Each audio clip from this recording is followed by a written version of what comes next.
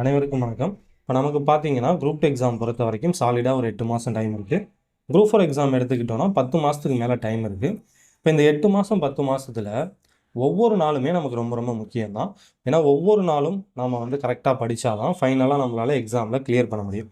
ஆனா, அப்படி டெய்லி நாம கரெக்ட்டா படிக்கிறது வந்து பாசிபிளா அப்படின்னு கேட்டீங்கன்னா, கொஞ்சம் கஷ்டம் தான். ஏன்னா, நம்ம நல்லா தான் படிச்சுக்கிட்டு இருப்போம். சடனா பார்த்தீங்கன்னா, கொஞ்சம் இன்ட்ரெஸ்ட் இல்லாம போயிடும். கொஞ்சம் டிமோட்டிவேட் ஆயிடுவோம். சரிங்களா? அந்த மாதிரி இருக்கும்போது, சரிங்களா, உங்களுக்கு படிக்க இன்ட்ரெஸ்ட் இல்லாம கொஞ்சம் டிமோட்டிவேட்டடா இருக்கும்போது, ஒரு நாள் அப்படி இல்லன்னா, ஒரு 2 நாள் நீங்க கேப் விடுறது தப்பு கிடையாது. சரிங்களா? இத நெனச்சுலாம் நீங்க ஃபீல் பண்ண தேவையில்ல. இது எல்லாருக்குமே உள்ளது தான். நல்லா படிச்சுக்கிட்டே இருக்கீங்க. சடனா படிக்க முடியாம போயிடுது. இன்ட்ரெஸ்ட் இல்லாம போயிடுது. இல்ல டிமோட்டிவேட் ஆகுது. சம்திங் ஏதோ ஒரு காரணத்தால, ஒரு நாளோ, 2 நாளோ நீங்க கேப் விடுறது தப்பு கிடையாது. ஏன்னா, அது நார்மலா நமக்கே தேவைப்படும். நம்ம உடம்புக்கு, மனசுக்கு, நம்மளுடைய மூளைக்கு இந்த மாதிரி ஒரு சின்ன கேப் ஒண்ணு தேவைப்படும். ஸோ, இந்த மாரி ஒரு நாள், 2 நாள் நீங்க ரெஸ்ட் எடுக்கிறது தப்பில்ல. சரிங்களா? ஆனா சில பேர் என்ன பண்ணிடுவாங்கன்னா, இந்த 1 நாளுங்கிறது 2 நாள் ஆகும். அப்படியே 1 வாரம் ஆகும். 1 மாசம் ஆகும். படிக்கிறதே பார்த்தீங்கன்னா, ஸ்டாப் பண்ணிடுவாங்க. அப்ப திரும்பி ஸ்டார்ட் பண்ணும்போது எங்கேருந்து ஸ்டார்ட் பண்றதுன்னு தெரியாது. ரொம்ப கன்ஃப்யூஷனா இருக்கும். சரிங்களா? ஸோ, அப்ப இத எப்படி அவாய்ட் பண்றது? இத அவாய்ட் பண்ணிக்கிட்டு, நம்ம இந்த மாரி டிமோட்டிவேட் ஆகும்போது, படிக்க இன்ட்ரெஸ்ட் இல்லாம போகும்போது, திரும்ப படிக்கிறதுக்கு நம்ம ஃபாலோ பண்ண வேண்டிய ஒரு 3 மெத்தட் வந்து நான் சொல்றேன். இந்த 3மே பார்த்தீங்கன்னா, நான் படிக்கும்போது நான் ஃபாலோ பண்ணது தான். சரிங்களா? எனக்கு வந்து அது பெரிய அளவுல ஹெல்ப்ஃபுல்லா இருந்தது. ஸோ, அதனால தான் அத வந்து உங்ககிட்ட சஜெஸ்ட் பண்ணலாம் அப்படின்னு தோணுச்சு. ஏன்னா, நம்ம ஸ்டூடண்ட்ஸ் வேற சில பேர் எனக்கு மெசேஜ் பண்ணியிருந்தீங்க. "சார் படிக்க இன்ட்ரெஸ்ட்டே இல்ல. ரொம்ப டிமோட்டிவேட்டடா இருக்கு. ஏதோ மோட்டிவேஷன் குடுங்க" அப்படின்லாம் சொல்லியிருந்தீங்க. நான் வந்து மோட்டிவேஷன் குடுக்கணும் அப்படின்னு அவசியம் இல்ல. உங்கள நீங்களே மோட்டிவேட் பண்ணிக்கலாம். சரிங்களா? ஸோ, அது எப்படி அப்படின்னு தான் இப்ப பார்க்க போறோம். நான் திரும்பவும் சொல்றேன். இது எல்லாமே வந்து நான் படிக்கும்போது நான் ஃபாலோ பண்ணது தான். எனக்கு வந்து இதனால வந்து பெஸ்ட் ரிசல்ட் கிடைச்சது. ஸோ, அதனால தான் இந்த 3 விஷயத்த உங்ககிட்ட ஷேர் பண்ணிக்கலாம் அப்படின்ட்டு இந்த வீடியோ. சரிங்களா? சரி, ஓகே. இப்ப ஃபர்ஸ்ட்டு விஷயம் என்ன அப்படின்னு பார்த்தீங்கன்னா, இமேஜினேஷன். அதாவது நம்ம இப்போ ஒரு ஒரு அரசு பணி வேணும் அப்படின்னு சொல்லி படிச்சுக்கிட்டு இருக்கோம் இல்லையா? அந்த அரசு பணி நமக்கு கிடைச்சதுக்கப்புறம், நம்ம வாழ்க்கை எப்படிலாம் மாறும்? அப்படிங்கிறத நீங்க இமேஜின் பண்ணணும். சரிங்களா? உங்களுக்கு எப்பலாம் படிக்க இன்ட்ரெஸ்ட் இல்லாம போகுதோ, எப்பலாம் நீங்க ரொம்ப டிமோட்டிவேட்டடா ஃபீல் பண்றீங்களோ, அப்பலாம் நீங்க என்ன பண்றீங்கன்னா, கற்பனை பண்ணுங்க. இந்த கற்பனை நிஜமா தான் ஆகப்போது. அதுக்கு முன்னாடி அத கொஞ்சம் நீங்க நல்லாவே கற்பனை பண்ணுங்க. உங்களுக்கு இந்த அரசு பணி கிடைச்சதுக்கப்புறம், உங்க வாழ்க்கை எப்படிலாம் மாறும்? அப்படிங்கிறத வந்து இமேஜின் பண்ணணும். விஷுவலைஸ் பண்ணணும். சரிங்களா? அது வந்து அப்படியே ஒரு சினிமா மாதிரி உங்க கண்ணு முன்னாடி வரணும். ஸோ, நான் வந்து இத தான் ஃபாலோ பண்ணேன். இப்ப நம்ம எல்லாருமே என்ன பண்ணுவோம்? சரி, என்ன விட்டுருங்க. இப்ப நீங்க எல்லாருமே என்ன பண்ணிக்கிட்டு இருப்பீங்க? யாரோ ஒருத்தவங்களுக்காக தான் படிச்சுக்கிட்டு இருப்பீங்க. சில பேர் வந்து உங்க குழந்தைய நல்லா பார்த்துக்கணும் அப்டின்ட்டு படிச்சுக்கிட்டு இருப்பீங்க. சில பேர் வந்து அப்பா, அம்மாவ நல்லா பார்த்துக்கணுன்ட்டு படிச்சுக்கிட்டு இருப்பீங்க. சில பேர் வந்து ஒய்ஃப நல்லா பார்த்துக்கணும்னு படிப்பீங்க. சில பேர் வந்து ஹஸ்பண்ட நல்லா பார்த்துக்கணும் அப்டின்ட்டு படிச்சுக்கிட்டு இருப்பீங்க. அப்ப எல்லாருக்குமே வந்து படிக்கிறதுக்கு ஒரு காரணம் இருக்கும் இல்லையா? ஸோ, அத வந்து இமேஜின் பண்ணுங்க. உங்களுக்கு அரசு பணி கிடைச்சதுக்கப்புறம், உங்க குழந்தைய எப்படிலாம் பார்த்துக்க முடியும்? அப்படிங்கிறத இமேஜின் பண்ணுங்க. அதே மாரியே உங்க அப்பா, அம்மாவுக்கு இதெல்லாம் பண்ணணும் அப்டின்ட்டு உங்களுக்கு சில ஆசைகள் இருக்கும். பட் இப்போதைக்கு வந்து உங்களுக்கு வேலை இல்லாதனால அதெல்லாம் பண்ண முடியாத சிச்சுவேஷன்ல இருப்பீங்க. அப்ப இந்த அரசு பணி கிடைச்சதுக்கப்புறம், உங்க அப்பா, அம்மாவ நீங்க எப்படிலாம் பார்த்துப்பீங்க? அப்படிங்கிறத வந்து ஜஸ்ட் இமேஜின் பண்ணுங்க. விஷுவலைஸ் பண்ணுங்க. சரிங்களா? அத வந்து ஒரு சினிமா மாதிரி உங்க கண்ணு முன்னாடி கொண்டு வாங்க. நீங்க அரசு பணிக்கு போனதுக்கப்புறம் உங்க வாழ்க்கையில என்னென்னலாம் நடக்கும் அப்படிங்கிறத அப்படியே சினிமா மாதிரி உங்க கண்ணு முன்னாடி கொண்டு வாங்க. ஆ இப்ப அதே மாரி குழந்தைங்கள எடுத்துக்கிட்டீங்கன்னா, இப்போ உங்க பக்கத்து வீட்ல உள்ள குழந்தைக்கு, அந்த குழந்தைக்கு தேவையானதெல்லாம் அவங்க பேரண்ட்ஸ் வாங்கி குடுத்துட்டு இருப்பாங்க. அத பார்க்கும்போது உங்களுக்கு ஒரு சின்ன மன வருத்தம் இருக்கும். நம்ம குழந்தைக்கு நம்மளால இப்படிலாம் பண்ண முடியலையே அப்படின்ட்டு உங்களுக்கு ஒரு சின்ன மன வருத்தம் இருக்கும். அப்ப நீங்க அரசு பணிக்கு போனதுக்கப்புறம் உங்க குழந்தைய நீங்க எப்படிலாம் பார்த்துப்பீங்க அப்படிங்கிறத இமேஜின் பண்ணுங்க.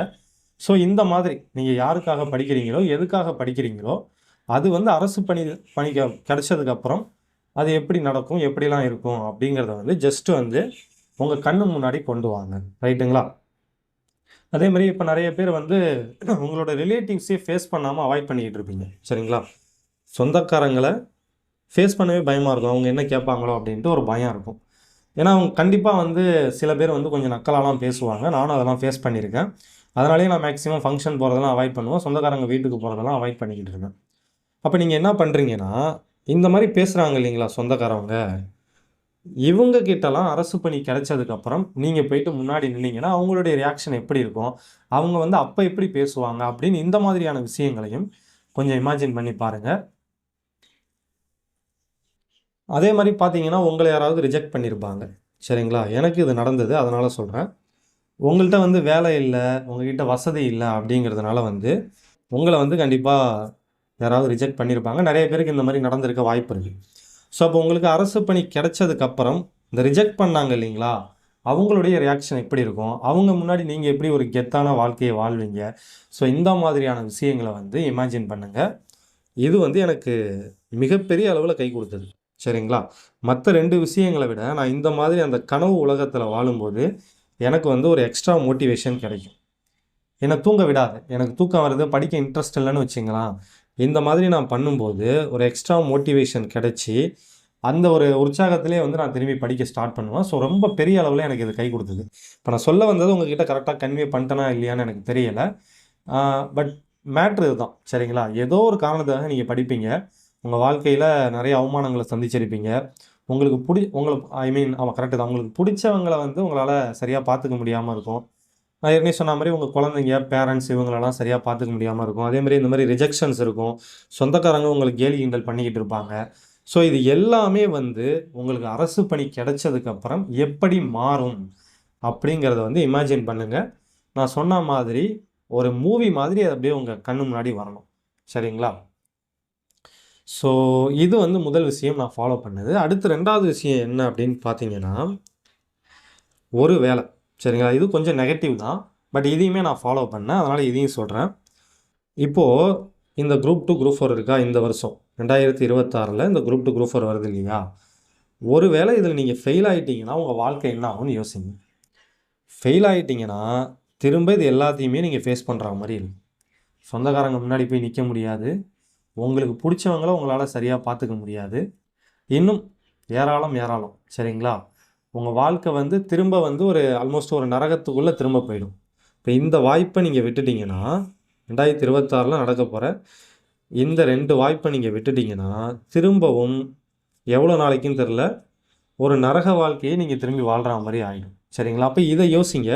நீங்க எப்பலாம் டைம் வேஸ்ட் பண்றீங்களோ, எப்பலாம் உங்களுக்கு படிக்க இன்ட்ரெஸ்ட் இல்லையோ, எப்பலாம் டிமோட்டிவேட்டடா ஃபீல் பண்றீங்களோ, அப்ப இத கொஞ்சம் யோசிச்சு பாருங்க. வரப்போற எக்ஸாம நம்ம மிஸ் பண்ணிட்டோம்னா என்ன ஆகும்? அப்படின்னு யோசிங்க. இப்படி யோசிக்கும்போது உங்களுக்கு ஆட்டோமேட்டிக்கா ஒரு பயம் வந்துரும். அந்த பயத்திலேயே நீங்க படிக்க ஸ்டார்ட் பண்ணுவீங்க. சரிங்களா? சப்போஸ் இது உங்களுக்கு ஒர்க் அவுட் ஆவலன்னா, இத வந்து யூஸ் பண்ணி பாருங்க. ஜஸ்ட் நீங்க ஃபெயில் ஆனீங்கன்னா என்ன ஆகும்னு யோசிங்க. ஃபெயில் ஆயிட்டீங்கன்னா, அவ்வளோதான். உண்ம அதுதான். ஏன் அப்படி சொல்றேன் அப்படின்னு பார்த்தீங்கன்னா, அடுத்து 2027ல வந்து ஸ்கூல் புக்ஸ சேஞ்ச் பண்ண போறதா வேற சொல்லியிருக்காங்க. இப்ப ஆல்ரெடி நம்ம பழைய புக்கு, புது புக்குன்னு தமிழுக்கு படிச்சுக்கிட்டு இருக்கோம். இப்ப அது போக 3வதா ஒரு புத்தகம் வருதுன்னு வச்சுக்கங்க. அத வேற படிச்சு, ஸோ யோசிச்சு பாருங்க. ரொம்ப கஷ்டமாயிடும். ஜிஎஸ்லாம் எப்படி இருக்க போது என்னான்னு தெரியல. ஜிஎஸ் வந்து மேக்ஸிமம் பெரிய அளவுல சேஞ்ச் இருக்காது. பட் ஒரு 50% சேஞ்ச் வருதுன்னே வச்சுக்கங்களேன். இந்த 50% நீங்க ஃபுல்லா புதுசா படிக்கணும். அப்புறம் இந்த தமிழ் புத்தகங்கள புதுசா படிக்கணும். ஸோ இந்த மாரி உங்களுக்கு ஒர்க் கொஞ்சம் அதிகமாயிடும். இப்ப நம்ம ஒரு 2 புக்க படிக்கும்போதே நம்மளால வந்து கிளியர் பண்ண முடியல. ரொம்ப கஷ்டப்படுறோம். இப்ப 3வதா ஒரு புத்தகம் உள்ள வருதுன்னு வச்சுக்கங்களேன், இன்னும் நமக்கு கஷ்டமாயிடும். ஸோ இத கொஞ்சம் யோசிங்க. அப்ப இந்த 2026ங்கிறது ஒரு நல்ல வாய்ப்பு. எல்லாருக்குமே நல்ல வாய்ப்பு. அது ரொம்ப ரொம்ப முக்கியம். இப்ப தான் நான் படிக்க ஸ்டார்ட் பண்ணியிருக்கேன். நான் ஃப்ரெஷர். இப்ப தான் நான் பிள்ளையார் சொல்லியே போட்டிருக்கேன்னு அந்த கேட்டகரியில இருக்கிறவங்க கூட இதில கிளியர் பண்ண முடியும். ஏன்னா அந்த அளவுக்கு டைம் இருக்கு. இதுக்கு 8 மாசம் டைம் இருக்கு. இதுக்கு 10 மாசத்துக்கு மேல டைம் இருக்கு. ஓகேவா? ஸோ இது வந்து போதும். புதுசா படிக்கிறவங்களுக்கே இந்த 8 மாசம், 10 மாசம் டைம் வந்து தாராளமா போதும். ஒண்ணே ஒண்ணு பண்ணுங்க. டைம் வேஸ்ட் பண்ணாதீங்க. டெய்லி படிங்க. நான் ஏற்கனவே சொன்ன மாரி நீங்க டெய்லி படிக்கும்போது இந்த மாரி 1 ஆர் 2 டேஸ் வந்து உங்களுக்கு கொஞ்சம் ரெஸ்ட் தேவைப்படும். அது கொஞ்சம் நீங்க ரெஸ்பெக்ட் பண்ணுங்க. சரிங்களா? உங்க உடம்புக்கு, மனசுக்கு, மூளைக்கு எல்லாத்துக்குமே அப்பப்போ ரெஸ்ட் தேவைப்படும். அந்த மாரி தேவைப்படும்போது நீங்க ரொம்ப வந்து என்ன சொல்றது? அத கண்ட்ரோல் பண்ணி அத தாண்டி படிக்கணும் அப்படின்னு ட்ரை பண்ணாதீங்க. 1 நாளோ, 2 நாளோ நீங்க தாராளமா வந்து ரெஸ்ட் எடுத்துக்கலாம். அதுக்கு மேல வந்து போக விடாதீங்க. அதுக்கு மேல போக விட்டீங்கன்னா, அந்த கேப் அப்படியே ரொம்ப பெருசா போய்க்கிட்டே இருக்கும். திரும்ப உங்களால ஸ்டார்ட் பண்ண முடியாது. சரிங்களா? ஸோ, அப்ப இந்த மாதிரி வேணா நீங்க ட்ரை பண்ணலாம். இது வந்து எப்படி சொல்றேன்னா, சில பேரு வந்து அது எப்படி சொல்றது? சில பேர் வந்து ஒரு காரணமே இல்லாம படிக்காம இருப்பாங்க. சரிங்களா? அவங்களுக்கு எல்லாமே இருக்கும். ஆனா வேணும்னே படிக்காம இருப்பாங்க. அந்த மாதிரி இருக்கிறவங்க இந்த மாரி கொஞ்சம் யோசிச்சு பாருங்க. இந்த வாய்ப்ப விட்டீங்கன்னா, திரும்பவும் நீங்க ஒரு நரக வாழ்க்கைக்குள்ள போவீங்க. 2027ல புக்கு மாறுது. ஸோ, அப்புறம் நீங்க திரும்பவும் புதுசா எல்லாத்தையும் படிக்கிற மாரி இருக்கும். ஸோ, இதெல்லாம் கொஞ்சம் யோசிச்சு, ஒரு பயத்தை கொண்டு வாங்க உங்களுக்குள்ள, சரிங்களா? அந்த பயத்திலேயே வந்து நீங்கள் படிக்க ஸ்டார்ட் பண்ணுவீங்க. இது 2வது விஷயம். அடுத்து 3வது விஷயம் நான் ஃபாலோ பண்ணது என்ன அப்படின்னு பார்த்தீங்கன்னா, இப்போ நார்மலாகவே நமக்கு வந்து சில ஸ்டார்ஸ் பிடிக்கும், சரிங்களா? சினிமா ஸ்டார், அதுக்கப்புறம் இந்த ஸ்போர்ட்ஸில் இருப்பாங்க இல்லைங்களா? அந்த மாதிரி சில பேரை பிடிக்கும். இப்போ நான் உதாரணத்துக்கு வந்து இப்போ நான் கிரிக்கெட் பார்ப்பேன், சரிங்களா? கிரிக்கெட்டில் நான் வந்து அவங்க மேட்ச் ஆடுறத பார்க்குறத விட, அவங்க ரியல் லைஃப்பில் எப்படி இருக்காங்க அப்படின்ட்டு நான் நல்லா க்ளோஸாக வாட்ச் பண்ணுவேன். இப்போ எம்எஸ்டியாக இருக்கட்டும், விராட் கோலியாக இருக்கட்டும், சச்சினா இருக்கட்டும். ஸோ இவங்க எல்லாருமே வந்து இவங்க ஒரு இப்போ என்ன சொல்கிறது, இப்போ மேட்ச் விளாட்றாங்க இல்லைங்களா? அதை வந்து ஃபுல்லாக பார்க்குறத விட, இவங்களுடைய லைஃப் ஸ்டோரி இருக்கும்ல. இப்போ எம்எஸ்டினா அவங்க எப்படி வந்தாங்க உள்ளே வரத்துக்கு முன்னாடி அவங்க எவ்வளோ கஷ்டப்பட்டாங்க. ஸோ அந்த மாதிரியான விஷயங்களை வந்து நான் பார்ப்பேன். இந்த ஒரு மூவி கூட வந்திருந்தது. எம்எஸ் தோனி த அன்டோல்ட் ஸ்டோரி அப்படின்ட்டு ஒரு மூவி வந்திருந்தது. அந்த மூவியில் சில சில சீனை மட்டும் என்ன பண்ணுவேன்னா, நான் திரும்ப திரும்ப திரும்ப பார்த்துக்கிட்டே இருப்பேன். ஸோ அந்த மாதிரி சில சீனை பார்க்கும்போது வந்து ஆட்டோமேட்டிக்காக எனக்குள்ள ஒரு மோட்டிவேஷன் வரும். அதே மாதிரி தான் விராட் கோலி, சரிங்களா? இவங்கலாம் பார்த்தீங்கன்னா ஒரு நார்மலாக ஒரு மிடில் கிளாஸ்லேருந்து வந்தவங்க தான் இவங்க 2 பேருமே. ஆனால் இப்போ பார்த்தீங்கன்னா எவ்வளோ பெரிய ஆளாக இருக்காங்க. ஸோ அதுக்கு வந்து அவங்க என்னென்ன பண்ணுனாங்க அப்படிங்கிறது தான் நமக்கு தேவை, சரிங்களா? அவங்க எவ்வளோ ரன் அடிக்கிறாங்க, மேட்ச் வின் பண்ணுறாங்களா, லூஸ் பண்ணுறாங்களா, அதெல்லாம் நமக்கு முக்கியம் இல்லை. இவங்க இந்த இடத்துக்கு எப்படி வந்தாங்க, அதுக்கு அவங்க எவ்வளோ கஷ்டப்பட்டாங்க, என்னென்ன தியாகங்கள் பண்ணாங்க. ஸோ இந்த மாதிரி நமக்கு பிடிச்சவங்களுடைய ரியல் லைஃப்பை நம்ம ஃபாலோ பண்ணணும். இப்போ அதேமாதிரி இப்போ நம்ம சினிமா எடுத்துக்கிட்டோம்னா, சில பேருக்கு வந்து அஜித் பிடிக்கும், சில பேருக்கு விஜய் பிடிக்கும், சில பேருக்கு ரஜினி, கமல், விக்ரம், சூர்யான்ட்டு யார் யாரையோ பிடிக்கும். நான் என்ன சொல்கிறேன், நீங்கள் இவங்களுடைய படங்களை பார்க்காதீங்க, சரிங்களா? இவங்களுடைய லைஃப் ஸ்டோரியை போயிட்டு பாருங்கள். இப்போ அஜித்னா இந்த இடத்துக்கு வரதுக்கு அவங்க எவ்வளோ கஷ்டப்பட்டுருக்காங்க. அதே மாதிரியே அவங்களுக்கு சின்ன வயசில் ஒரு ஆசை இருந்திருக்கு, ரேசர் ஆகணும் அப்படின்ட்டு ஒரு ஆசை இருந்திருக்கு. அந்த ஆசையை நிறைவேற்றிக்கிறதுக்காக ஃபஸ்ட்டு என்ன பண்ணியிருக்காங்கன்னா, சினி ஃபீல்டுக்குள்ளே வந்து கொஞ்சம் சம்பாதிச்சுட்டு, இப்போ நல்லா பணம்லாம் சேர்த்ததுக்கப்புறம் அவங்களுடைய ஆசையை நோக்கி போகிறாங்க, ரைட்டுங்களா? ஸோ இவங்க வந்து இவங்க வாழ்க்கையில் அந்த அளவுக்கு டைமை வந்து வேஸ்ட் பண்ண மாட்டாங்க. எல்லாருமே சொல்கிறேன், இப்போதைக்கு உச்ச நட்சத்திரமாக இருக்கிற எல்லாருமே வந்து அவங்க டைம் வேஸ்ட் பண்ணாமல் அவங்களுக்கு கிடைச்ச டைமை ப்ராப்பராக யூட்டிலைஸ் பண்ணதுனால தான் இந்த இடத்துல இருக்காங்க. அவங்களும் நம்மள மாதிரியே வாரத்துக்கு ஒரு படத்தை பார்த்துக்கிட்டு டிவியில் போகிற ஷோவெல்லாம் பார்த்துட்டு இருந்தாங்கன்னு வச்சுங்களேன், இந்த இடத்துல இருக்க மாட்டாங்க. நம்மள மாதிரியே உட்காந்து கை தட்டிட்டு தான் இருந்திருப்பாங்க. ஸோ அப்போ அவங்க என்ன பண்ணுறாங்கன்னா, அவங்களுடைய முன்னேற்றத்தை நோக்கி போய்கிட்டே இருக்காங்க. நாம் வந்து அதை பார்த்து நாம் பிரமிச்சு போய் நிற்கிறோமே தவிர, நாமளும் அந்த மாதிரி ஆகணும் அப்படின்னு நாம் ஆசைப்படுறது கிடையாது, சரிங்களா? ஸோ அதுக்கு தான் நான் என்ன சொல்கிறேன்னா, நீங்கள் எப்போதுமே ஒரு சினிமா ஸ்டார் உங்களுக்கு பிடிச்சவங்களா இருந்தால் அவங்களுடைய படங்களை பார்க்குறத அவாய்ட் பண்ணிவிட்டு அவங்களுடைய லைஃப் ஸ்டோரியை பாருங்கள். இப்போ நான் வந்து விக்ரம் பற்றி ஒரு டைம் பார்த்தேன், ஒரு வீடியோ தான் ஒன்று. அதுக்கு முன்னாடி ஆனால் கொஞ்சம் கொஞ்சம் தெரியும். ஆக்டர் விக்ரம் இருக்காங்க இல்லைங்களா, இவங்கள மாதிரி சினி ஃபீல்டில் கஷ்டப்பட்டவங்க யாருமே கிடையாது. இப்போ நார்மலாக நம்ம அஜித்தை தான் சொல்லுவோம். அஜித் வந்து எந்த பேக்ரவுண்டும் இல்லாமல் வந்தாங்க, அவங்களே வந்து உழைச்சி முன்னேறினாங்க அப்படி இப்படின்னு சொல்கிறோம் இல்லையா? ஆனால் உண்மையாக அஜித்தை விட அதிகமாக கஷ்டப்பட்டது பார்த்தீங்கன்னா விக்ரம் தான். இது வெளில தெரியவே இல்லை. நீங்கள் விக்ரமோட ஸ்டோரியை எடுத்து படித்து பாருங்கள், ரொம்ப எப்படி ரொம்ப இன்ஸ்பைரிங்காக இருக்கும். ஒரு மனுஷன் வந்து இந்த அளவுக்கு ஃபெயிலியரை பார்த்துட்டு, இந்த அளவுக்கு ரிஜெக்ஷனை பார்த்ததுக்கப்புறம் இந்த மாதிரி ஒரு ஸ்டார் ஆக முடியுமா அப்படின்ட்டு ரொம்ப ஆச்சரியமாக இருக்கும். ஸோ அந்த மாதிரி விக்ரமுடைய அந்த ஸ்டோரி வந்து பார்த்தப்ப எனக்கு ரொம்ப ஆச்சரியமாக இருந்தது. அது வந்து எனக்கு ஒரு இன்ஸ்பைரிங்காக இருந்தது. இவர் பட்டிருக்க கஷ்டத்துக்கு முன்னாடி நாமெல்லாம் பெரிய அளவில் ஒன்றும் கஷ்டப்படலை அப்படிங்கிற மாதிரி தோணுச்சு. ஸோ அந்த மாதிரி தான் விஜய். ஸோ விஜய் அவர்களும் பார்த்தீங்கன்னு வச்சுங்களேன், அவங்க சினி ஃபீல்டில் வந்து கொஞ்ச நாளைக்குள்ளேயே வந்து அரசியலுக்கு வரணுன்ட்டு ஒரு ஆசை வந்திருந்திருக்கு. இப்போ பழைய பேட்டிகளெல்லாம் பார்த்தாலே தெரியுது. அரசியலுக்கு வருவீங்களான்னு கேட்டால் நான் வரமாட்டேன்னு அவங்க நான் சொன்ன மாதிரி எனக்கு தெரியல, நான் பார்த்த வரைக்கும். அப்போ அப்பயே அவங்களுக்குள்ள அந்த ஆசை இருந்திருக்கு. அந்த ஆசையை நோக்கி வந்துக்கிட்டே இருக்காங்க. ஒரு கட்டத்தில் வந்து ஒரு பெரிய ஸ்டார் ஆகுறாங்க. ஆல்மோஸ்ட் வந்து தமிழ்நாட்டில் இருக்கிற பாதி பேருக்கு வந்து விஜயை பிடிக்க ஆரம்பிக்குது. ஸோ அப்போ இது வந்து ஒரு சரியான நேரம். அதேமாதிரி பெரிய அளவில் போட்டியும் இல்லை அப்படின்னு தெரிஞ்சுக்கிறாங்க. இது வந்து சரியான நேரம், நம்மளுடைய அல்டிமேட் டைமான அரசியலுக்குள்ளே நம்ம போகலாம் அப்படின்னு முடிவு பண்ணி இதில் இறங்குறாங்க. இப்போ இவங்க எல்லாருமே பார்த்தீங்கன்னா அவங்க வாழ்க்கையில் ஏகப்பட்ட தியாகங்களை செஞ்சவங்களா இருப்பாங்க. நம்மள மாதிரி நேரத்தை வீணாக்கினவங்களா கண்டிப்பாக இருக்க மாட்டாங்க. அவங்களுக்கு கிடைச்ச டைம், அவங்களுக்கு கிடைச்ச வாய்ப்பை வந்து கரெக்டாக யூஸ் பண்ணதுனால தான் இப்போ இந்த இடத்துல இருக்காங்க. அதே மாதிரியே உங்களுக்கு இந்த குரூப் 2 குரூப் 4ங்கிறது ஒரு நல்ல வாய்ப்பு. இதை நீங்கள் கரெக்டாக யூஸ் பண்ணால் நீங்கள் உங்கள் வாழ்க்கையில் அடுத்த கட்டத்துக்கு போகலாம். இப்போ அஜித் அவர்கள் அவங்களுடைய வாழ்க்கையில் அடுத்த கட்டத்துக்கு போகிறாங்க. விஜய் அவர்களும் போகிறாங்க.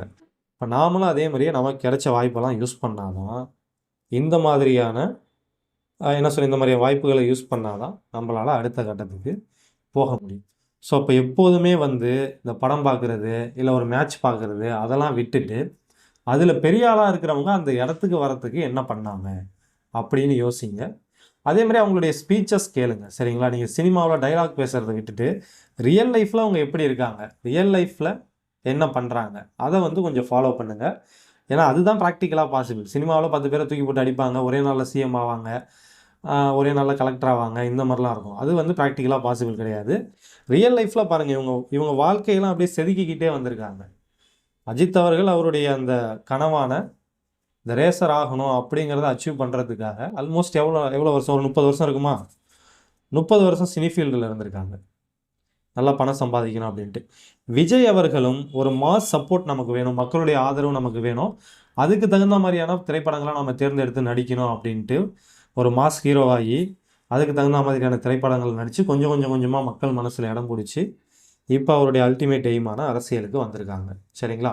ஸோ அப்போ இந்த மாதிரி நமக்கு பிடிச்சவங்க ரியல் லைஃப்பில் அவங்களுடைய வாழ்க்கை முன்னேற்றத்துக்காக என்னென்ன பண்ணுறாங்க அப்படிங்கிறது தான் நம்ம ஃபாலோ பண்ணணும். நான் வந்து இதை தான் பண்ணுறேன். இதில் வந்து யாருடைய படங்களையும் நான் தேட்டர்லலாம் போய் பார்த்ததே இல்லை. படம் நல்லா இருக்குன்னு சொன்னால் ஓடிடியில் பார்ப்பேன். ஓடிடிங்கிறத விட நெட்டில் டவுன்லோட் பண்ணி பார்ப்பேன்னு சொல்லலாம். ஸோ இந்த மாதிரி வந்து நான் இந்த படத்தை போய் பார்க்குறது, அதுக்கு டைம் வேஸ்ட் பண்ணுறது அந்த மாதிரிலாம் பண்ண மாட்டேன். இதில் யாராக இருந்தாலும் அவங்களுடைய படம் நல்லா இருக்குது அப்படிங்கிற மாதிரி டாக் வந்தால் தான் அந்த படத்தை வந்து நான் பார்ப்பேன். சரிங்களா? இது எதுக்காக சொல்கிறேன்னா, நம்ம இந்த மாதிரி ஆட்களை வந்து ஃபாலோ பண்ணிக்கிட்டு இவங்களுக்கு கை தட்டிக்கிட்டு இருந்தோம்னா நம்ம வாழ்க்கையில் நம்ம முன்னோக்கி போக முடியாது. இப்போ இவங்ககிட்டேருந்து என்ன நல்ல விஷயத்தை நம்ம எடுத்துக்கணுமோ அதை எடுத்துக்கிட்டு அதை வச்சுக்கிட்டு நம்ம வாழ்க்கையில் நம்ம எப்படி முன்னாடி போகணும் அப்படின்னு தான் யோசிக்கணும். அதுதான் வந்து நம்மளுடைய முன்னேற்றத்திற்கு உதவியாக இருக்கும். சரிங்களா? ஸோ இந்த மாதிரி சில விஷயங்களை நீங்கள் ஃபாலோ பண்ணுறது மூலமாக உங்களுக்கு அப்பப்போ டிமோட்டிவேட் ஆகும் இல்லையா? அப்போ வந்து எகைன் ஒரு மோட்டிவேஷன் வந்து நீங்கள் படிக்கிறதுக்கு வாய்ப்பு இருக்குது. இது எல்லாத்துலேயும் இந்த 3லேயுமே எனக்கு ரொம்ப கை கொடுத்தது இதுதான். இந்த இமேஜின் பண்ணுறது தான் எனக்கு வந்து ரொம்ப ரொம்ப யூஸ்ஃபுல்லாக இருந்தது. ஏன்னா அந்தளவுக்கு நான் என் வாழ்க்கையில் ரிஜெக்ஷனை பார்த்துருக்கேன், நிறைய ஃபெயிலியர்ஸ் பார்த்துருக்கேன், நிறைய அவமானங்களை தாண்டி வந்திருக்கேன். அப்போ அது எல்லாமே வந்து அரசு பணி கிடைச்சதுக்கப்புறம் எப்படி மாறும்னு நான் யோசிக்கும்போது அது ஒரு வேறு லெவல் ஃபீலிங்காக இருக்கும். நீங்கள் வேணால் ட்ரை பண்ணி பாருங்கள், அது ரொம்ப சூப்பராக இருக்கும். அது வந்து ஒரு தனி வாழ்க்கை. ஈவன் உங்களுக்கு அரசு பணி கிடைச்சதுக்கப்புறம் அப்படிலாம் உங்களால் இருக்க முடியுமான்னு கூட தெரியாது. பட் நீங்கள் இமேஜின் பண்ணும்போது ரொம்ப ரொம்ப சூப்பராக இருக்கும். அரசு பணி வந்ததுக்கப்புறம் அது வேறு மாதிரி கூட இருக்கலாம். ஆனால் அந்த இமேஜினேஷன் இருக்குது பார்த்தீங்கல்ல, இருக்கு இல்லைங்களா, அது வந்து உங்களுக்கு ஒரு அதிகப்படியான ஒரு சந்தோஷத்தை கொடுக்கும். ஸோ அதை ட்ரை பண்ணி பாருங்கள். சரி, ஓகே. அதுக்கப்புறம் ரொம்ப முக்கியமான விஷயம் என்னென்னா, இப்போ நம்ம பேட்ச் ஸ்டூடெண்ட்டுக்கு ஆப்டிடியூட் கிளாஸ் போட்டுக்கிட்டு இருக்கோம் இல்லையா? இப்போ எல்சிஎம் அண்ட் ஹெச்சிஎஃப் ஃபினிஷ் பண்ணியிருக்கோம். ஸோ இது பார்த்தீங்கன்னா நான் நார்மலாக கிளாஸ் எடுத்த மாதிரி இருக்காது. நார்மலாக நான் ரொம்ப பொறுமையாக நல்லா டீட்டெயிலாக எக்ஸ்பிளைன் பண்ணி கிளாஸ் எடுப்பேன். பட் அந்த மாதிரி எடுத்திருக்க மாட்டேன். பட் வேணுனே தான் வந்து நான் கொஞ்சம் மேலோட்டமாக எடுத்திருக்கேன். எதுக்காக அப்படின்னு பார்த்தீங்கன்னா, இப்போ இருக்கிற ட்ரெண்டை பொறுத்த வரைக்கும் நம்ம என்ன தான் நிறைய கொஷின் ப்ராக்டிஸ் பண்ணிட்டு போனாலும் எக்ஸாமில் வந்து நாம் எதிர்பார்க்காத ஒரு கொஷினை கேட்குறாங்க. சரிங்களா? அப்போ அந்த கொஷினுக்கு நாம் ஆன்சர் பண்ணணும்னா எக்ஸாம் ஹாலில் உட்காந்து யோசித்து தான் ஆன்சர் பண்ணணும். ரைட்டா? அப்போது எந்த அளவுக்கு நாம் நல்லா யோசிக்கிறோமோ அந்த அளவுக்கு வந்து தெரியாத ஒரு கொஷினுக்கு கரெக்டாக ஆன்சர் பண்ணுறதுக்கான வாய்ப்பு அதிகமாகும். அந்த ப்ராக்டிஸை இங்கேருந்தே உங்களுக்கு கொண்டு வரணும் அப்படிங்கிறதுனால தான் நான் நார்மலாக நல்லா பொறுமையாக கிளிப்பிள்ளைக்கு சொல்லி கிளாஸ் எடுப்பேன் இல்லையா, அந்த மாதிரி எடுக்காமல் இந்த எல்சிஎம் ஹெச்சிஎஃப் பார்த்தீங்கன்னா கொஞ்சம் ஸ்பீடாக போன மாதிரி இருக்கும். அதேமாரி பெரிய அளவில் நான் டீட்டெயிலாகவும் சொல்லியிருக்க மாட்டேன், கொஞ்சம் மேலோட்டமாக தான் சொல்லிட்டு வந்திருப்பேன். இது எதுக்காகனா, இப்போ என்னுடைய ஆசை என்னென்னா, நீங்கள் யோசிக்கணும். எப்படியும் நான் நடத்தின எல்லா சம்லேயும் உங்களுக்கு ஏதாவது ஒரு இடத்துல டவுட் இருக்கும். அந்த டவுட்டை நீங்களாகவே கிளியர் பண்ணிக்க ட்ரை பண்ணணும். அது சம்மந்தமாக நீங்கள் தேடி போகணும். ஒரு கொஷின் இருக்குன்னா, நான் சொல்லி கொடுத்த ஒரு கொஷின் இருக்குது, அந்த கொஷினில் உங்களுக்கு ஏதாவது ஒரு டவுட் இருக்குன்னா அந்த டவுட்டை நீங்களாகவே கிளியர் பண்ணிக்க ட்ரை பண்ணணும். நீங்களாக கொஞ்சம் யோசிக்கணும். அந்த மாதிரி யோசித்து கிளியர் பண்ணிங்கன்னா உங்களுக்கு ஒரு கான்ஃபிடென்ட் கிடைக்கும். சரிங்களா? ஒரு தெரியாத கொஷினை கூட நம்மளால் யோசித்து ஆன்சர் பண்ண முடியுது அப்படின்ட்டு ஒரு கான்ஃபிடென்ட் கிடைக்கும். அந்த கான்ஃபிடென்ட்டை இங்கேருந்தே வளர்த்துங்க. அதே மாதிரியே தெரியாத கொஷினை எப்படிலாம் யோசித்து சால்வ் பண்ணலாங்கிறதையும் இங்கேருந்தே வந்து ட்ரை பண்ணிக்கிங்க. இங்கேருந்தே ப்ராக்டிஸ் பண்ணுங்கள். அதுதான் வந்து உங்களுக்கு எக்ஸாமில் உதவும். அந்த மாதிரி பண்ணால் தான் நம்மளால் வந்து மேத்ஸில் 25க்கு 25 எடுக்க முடியும். சரிங்களா? எப்படி இருந்தாலும் இதெல்லாம் நான் திரும்பி ஒரு டைம் கிளாஸ் எடுப்பேன் கண்டிப்பாக. ஒரு சில முக்கியமான விஷயங்கள்லாம் சொல்ல வேண்டியது இருக்குது. பட் அதுக்கு முன்னாடி நீங்களே அதெல்லாம் யோசிக்கணும், நீங்களே கொஞ்சம் ட்ரை பண்ணணும் அப்படிங்கிறதுக்காக தான் இப்போதைக்கு ரொம்ப டீட்டெயிலாக சொல்லல. சரி, ஓகே. எனக்கு தெரிஞ்சு இந்த 3 வழி தான் இருக்குது. இதுதான் நான் ஃபாலோ பண்ணேன். இதை நீங்கள் ஃபாலோ பண்ணி பாருங்கள். இது கண்டிப்பாக உங்களுக்கு யூஸ்ஃபுல்லாக இருக்கும். அண்ட் இன்னொரு முக்கியமான விஷயம், இந்த மாதிரி நம்ம படிக்கும்போது சடனாக படிக்க இன்ட்ரெஸ்ட் இல்லாமல் ஏன் போகும் அப்படின்னு பார்த்தீங்கன்னா, முக்கியமான காரணம் படித்தது புரியலைன்னா அந்த மாதிரி ஆகும். சரிங்களா? நீங்கள் படிக்கிறீங்க, இந்த படிக்கிற விஷயம் உங்களுக்கு புரியலைன்னா அந்த மாதிரி ஆகும். இதுக்கு நீங்கள் என்ன பண்ணலான்னா, உங்களுக்கு புரியுது புரியலைங்கிறத விட்டுருங்க. சரிங்களா? ஜஸ்ட்டு படிங்க. ஃபஸ்ட் டைம் படிக்கும்போதே நமக்கு புரியணும் அப்படிங்கிற ஆசையோடலாம் படிக்காதீங்க. கண்டிப்பாக அது பாசிபிள் கிடையாது. இப்போ எக்கனாமிக்ஸ்லாம் நீங்கள் ஃபஸ்ட் டைம் படிக்கும்போதே உங்களுக்கு புரியறதுக்கு வாய்ப்பே கிடையாது. ஏதாவது 1% பேருக்கு வேணால் புரியலாம். மற்றபடி 99% பேருக்கு எக்கனாமிக்ஸ்லாம் கொஞ்சம் கஷ்டமாக தான் இருக்கும். பாலிட்டி அந்த மாதிரி தான் இருக்கும். சரிங்களா? ஸோ அப்போ ஃபஸ்ட்டு வந்து அந்த ஒரு எக்ஸ்பெக்டேஷனை விட்டுருங்க. நம்ம ஃபஸ்ட் டைம் படிக்கும்போதே நமக்கு எல்லாம் புரியணும் அப்படிங்கிற எக்ஸ்பெக்டேஷனை விட்டுருங்க. ஏன்னா நீங்கள் நிறைய பாயிண்ட்டை கனெக்ட் பண்ணால் தான் உங்களுக்கு சில விஷயங்கள் புரியும். எக்கனாமிக்ஸில் நீங்கள் படிக்கிற ஒரு விஷயத்துக்கும், பாலிட்டியில் நீங்கள் படிக்கிற ஒரு விஷயத்துக்கும் ஒரு லிங்க் இருக்கும். அப்போ அந்த 2த்தையும் படித்து முடித்தா தான் உங்களால் அந்த லிங்க்கை வந்து கனெக்ட் பண்ணி புரிஞ்சிக்கவே முடியும். ஸோ அதனால் எப்போதுமே படிக்கும்போது ஒரு விஷயம் புரியலைன்னா ஃபீல் பண்ணாதீங்க. ஜஸ்ட் ரீட் பண்ணுங்கள். இப்போதைக்கு வந்து ஜஸ்ட்டு படிச்சுக்கிட்டே போங்க. நான் ஏற்கனவே சொன்ன மாதிரி திரும்ப திரும்ப படிங்க. சரிங்களா? அப்படி படிக்க படிக்க படிக்க ஒன்று ஒன்றா உங்களுக்கு புரிய ஸ்டார்ட் ஆகும். அதனால் வந்து ஃபஸ்ட் டைம் படிக்கும்போது புரியலை, என்ன பண்ண போகிறோம், நம்மளால் கிளியர் பண்ண முடியுமா அப்படின்ட்டு அந்த மாதிரியான நெகட்டிவ் தாட்குள்ளே போகாதீங்க. சும்மா படிங்க. எக்கனாமிக்ஸ் கூட நான் கிளாஸ் எடுக்கலான்ட்டு இருக்கேன். சரிங்களா? ஃபஸ்ட்டு வந்து நம்ம பேட்ச்சில் வந்து எக்கனாமிக்ஸ் கிளாஸ் நான் எடுக்கிறேன்லாம் சொல்லலை. பட் நிறைய பேர் வந்து எக்கனாமிக்ஸ் புரியலை அப்படின்னு சொல்கிறதுனால, எக்கனாமிக்ஸும் கொஞ்சம் ஸ்கூல் புக் வச்சாவது எடுக்கலாம் அப்படிங்கிற மாதிரி ஒரு ஐடியாவில் இருக்கேன். ஸோ அதனால் பார்த்துக்கலாம். இல்லைனா கூட நீங்கள் ஒரு 2, 3 டைம் திரும்ப திரும்ப படித்தா கூட புரிஞ்சிடும். அது புரியலைனா கூட நீங்கள் அதை நினச்சி வந்து ரொம்ப ஃபீல் பண்ணாதீங்க. நெகட்டிவாக யோசிக்காதீங்க. ஸோ அதுக்காக தான் அதை முக்கியமாக சொல்கிறேன். அப்படி புரியாதப்போ தான் நமக்கு என்ன ஆகும்னா கொஞ்சம் டிமோட்டிவேட் ஆகிற மாதிரி இருக்கும். அதனால் இன்ட்ரெஸ்ட் இல்லாமல் போகும். நீங்கள் ஃபஸ்ட் டைம் படிக்கும்போது புரிஞ்சுக்கணுன்னே படிக்காதீங்க. சும்மா படிங்க. அதில் புரியறத எடுத்துக்கங்க. அப்புறம் இந்த ஃபேக்ட்ஸ் இருக்கும் இல்லையா, அதை நல்லா படிச்சுக்கங்க. இந்த ஆண்டுகள், பாலிட்டி படிச்சிங்கன்னா சட்டங்கள், சட்டத்திருத்தங்கள், விதிகள் இந்த மாதிரியான விஷயங்களை மட்டும் இப்போதைக்கு படிங்க. புரியாத விட்டு வைங்க. போக போக போக அதுவே ஆட்டோமேட்டிக்காக புரியும். சரிங்களா? ஸோ அதனால் அதை நினச்சி வந்து ரொம்ப ஃபீல் பண்ண வேண்டிய அவசியம் கிடையாது. ஸோ முடிச்சுக்கலாமா?